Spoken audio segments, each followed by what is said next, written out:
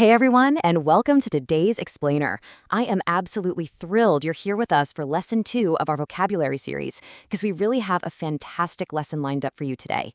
We're going to dive headfirst into a spooky graveyard tale that'll effortlessly teach you 12 absolutely essential vocabulary words.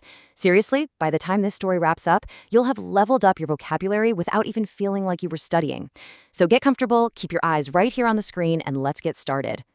But first, I really want you to picture this. The wind is howling, the moon is totally hidden behind these thick, heavy clouds, and the air is just biting cold. Let me ask you, would you spend a freezing, pitch-black night in a cemetery, completely alone, just for 20 bucks?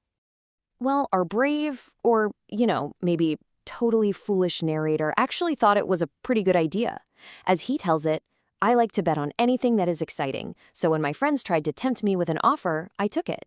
Okay, let's dive into this and look at the very first vocabulary words from our terrifying tale. Part 1, a frigid, spooky wager. So our very first word here is tempt. To tempt basically means to try to get someone to do something. It's an invitation or really a test of your willpower. And our story, the narrator's friends are actively trying to lure him into this crazy graveyard dare, dangling that $20 prize just to tempt him into saying yes. And the actual conditions for this dare? Well, they were frigid. Frigid simply means very cold. I want you to paint a vivid picture in your mind of a harsh December night. You know, the kind of cold that just seeps right into your bones, making the very thought of sitting outside in a graveyard incredibly uncomfortable. And this brilliantly illustrates our next word. If you look at the cartoon of the guy at the betting window, the word is wager, which just means a bet. But see, little did our narrator realize, his friends were secretly planning to use some dirty tricks to frighten him into running out of that cemetery, all so he would lose his wager. Let's look at how you might actually use this in everyday life. For instance, I lost a small wager on the Super Bowl. Or, after winning the wager, Tex treated everyone to free drinks. And finally, it is legal to make a wager in the state of Nevada. Seeing the word in these practical contexts really helps cement it in your memory, for sure. All right, part 2, shrieks in the cemetery.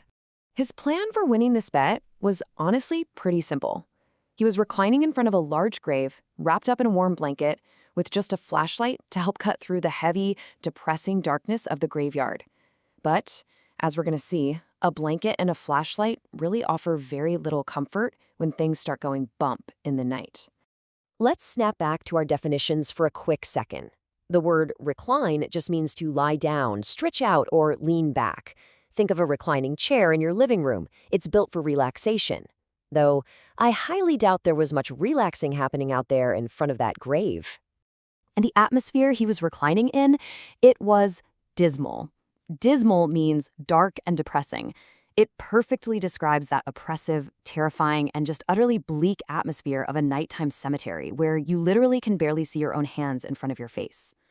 So, just as he was settling into that dismal darkness, right after midnight, a wild shriek pierced the silence. A shriek is a high-pitched, piercing scream. Just imagine that sudden, heart-stopping sound tearing through a dead-quiet graveyard. No way, right? And actually, if the shriek wasn't bad enough, the narrator looks over and sees a grave open up. A horrifying figure emerges straight from the dirt. A corpse rises out of it. Our brave narrator is left entirely paralyzed, totally numb with fear. The word corpse simply means a dead body, usually of a person.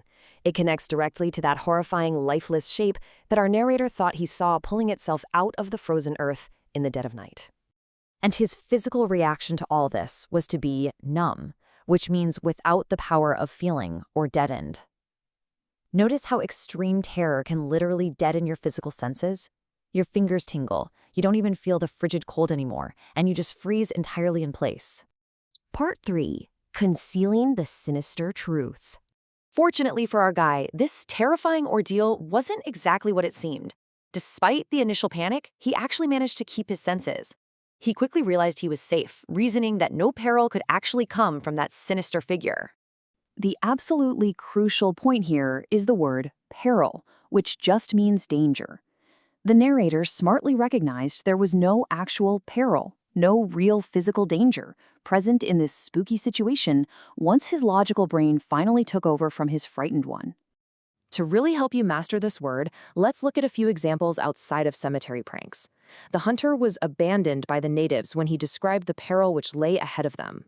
Or, there is great peril in trying to climb the mountain. And our library is filled with stories of perilous adventures. So, if there was no peril, what was actually happening? Well, this brings us to conceal, which means to hide. And here is the fantastic twist. The corpse wasn't a corpse at all. When he didn't run away in terror, his friends, who had decided to conceal themselves behind the nearby tombstones, finally came out. They were just hiding to trick him the whole time. Which leaves us with the word inhabit, meaning to live in.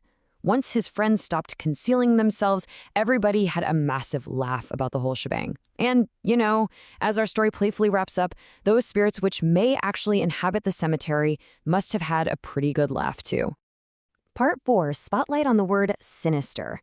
Now, what's really interesting about this slide is the hidden history here. In Latin, the word sinister simply meant on the left. According to ancient beliefs, things appearing on your left-hand side brought bad luck, probably because the west, where the sun actually sets into darkness, is to the left when you're facing north.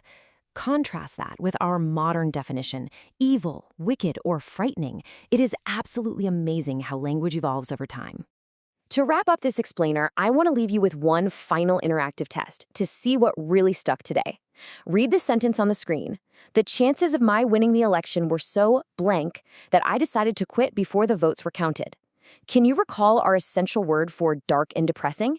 If you guessed dismal, you are absolutely correct. You hit the nail on the head. Keep practicing these 12 words and try applying them to your own stories. But it kind of leaves you wondering, doesn't it?